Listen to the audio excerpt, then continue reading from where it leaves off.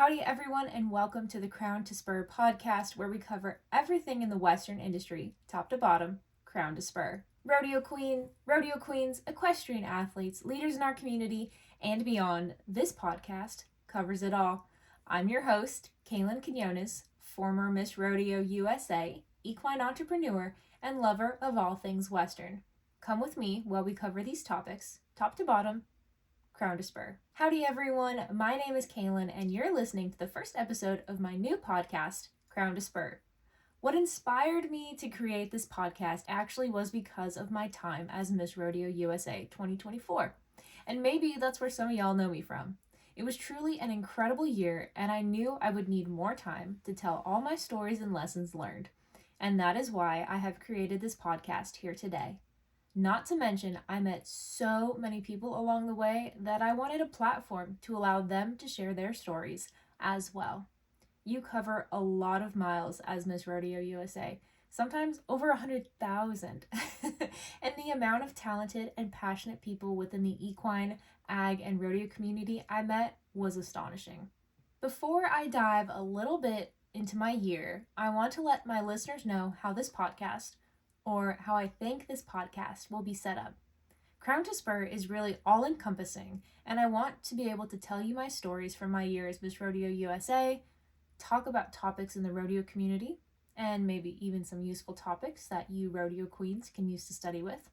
Interview the minds and hearts of the industry. We have some amazing movers and shakers lined up. Talk about the latest Western fashions, and dive into the hot-button issues surrounding the industry. Really, nothing is off topic. So it doesn't matter if you are a rodeo queen wanting a quick and easy study guide for your next pageant, a first-generation cowboy or cowgirl, an entrepreneur trying to find their niche and the next big idea, a rodeo queen or equestrian athlete on the road, or someone in between. I hope you find something valuable in this podcast series. I mentioned earlier that this podcast was born out of my year as Miss Rodeo USA. It was a year doing what I loved, of course, but it was also a year of reflection and learning, discovering my place in the Western industry and helping others find their passion and fit as well. I mean, as somebody who is a first-generation cowgirl, I didn't grow up on a ranch or a farm. It did take quite a while to really try to find what I did and didn't like. And honestly, that's a process that never really ends. So with rodeo queening, I found that I could advocate for rodeo and ag, talk to people about horses, and of course, wear some really amazing clothes. I thought, a job that literally requires that I talk about rodeo and horses? Sign me up. That's all I wanted to talk about and share with people growing up anyways. And then as Miss Rodeo USA, it was my full-time job. And now with this podcast, I can still quite literally do that all the time. It's one of those things that being the weird horse girl at school, can you tell I didn't go to an ag high school, tends to pay off in the long run. Sometimes those types of people I've found also go on to do their PhDs. Not me specifically, but that type of passionate person. You eat, sleep, and breathe that subject. Being a national title holder, though, it comes with so much more than just, and I don't say this lightly, carrying the American flag at rodeos and talking to people about the sport. So many life lessons are there that should be shared because they are definitely more than I initially expected when I won the title. Sure, when I was crowned in January 2024, I knew there was going to be so many growth and opportunities and learning experiences, but as I went through the year, I could actually quantify them. You are a horsewoman, an ambassador, a role model, a travel agent, an accountant, sponsor coordinator, sales team, content creator, and promoter. You are also a public relations officer and a newscaster. You're quite literally running your own brand if you do it right.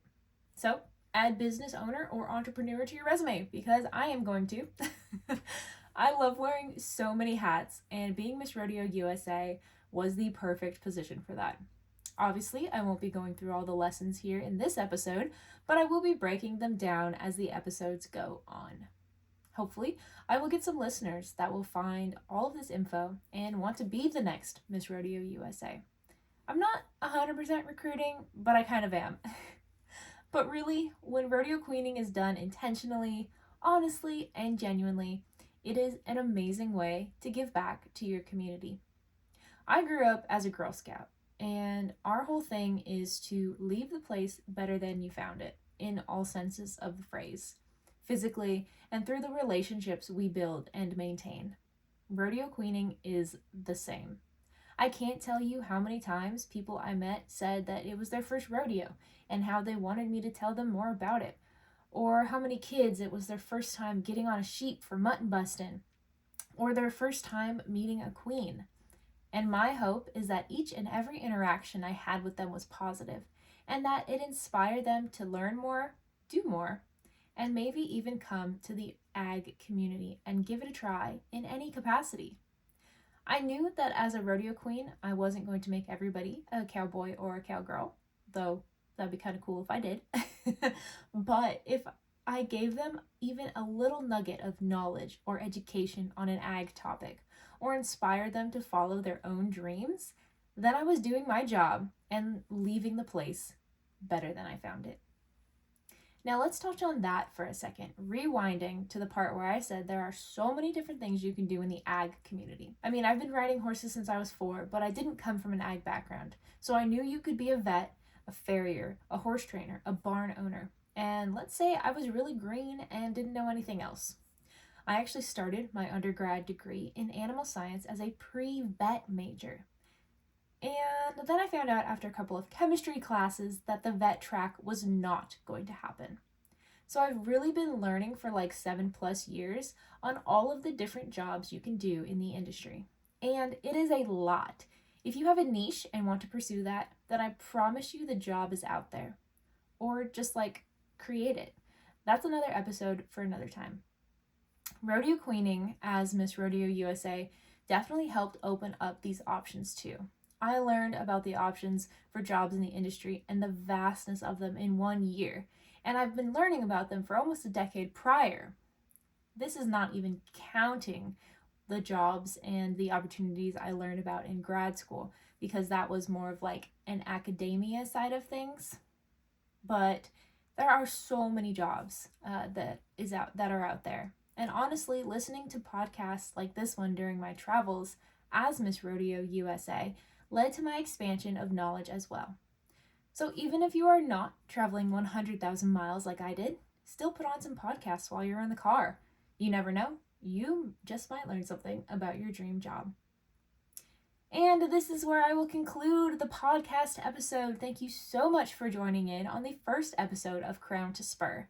If you've enjoyed today's episode, please give it a like and a follow. If you're watching on YouTube, hey YouTube buddies, make sure you subscribe to this channel as well.